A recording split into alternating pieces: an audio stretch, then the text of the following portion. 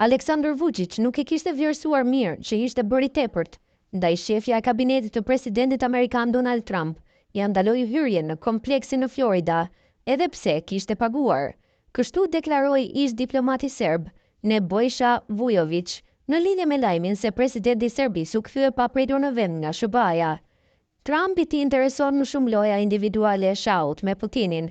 Vučić nuk ja lejon t'i zgjedh problemet e brendshme të Serbisë përmes një fotografie me të. Ai deshi me atë foto për pranimin në Florida të zbus kërcënimin nga Europa dhe të shkojë në Moskë. U fut mes Trumpit dhe Putinit, duke ja marrë ekskluzivitetin dhe pozitën Trumpit si kryetar klase përballë Europës, deklaroi Vujović.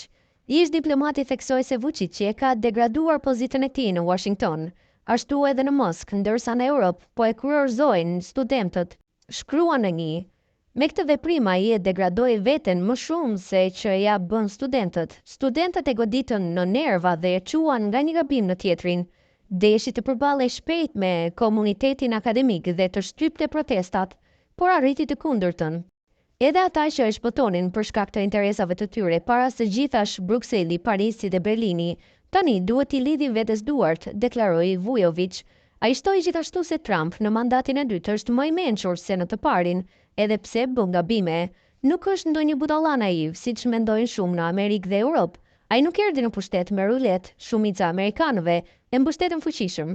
Natyrisht edhe ai bën gabime, por po bën atë që premtoi në fushat.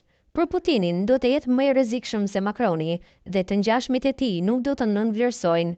Vučić e ka futur veten në kurth në mënyrë naive, përfundoi Vujović.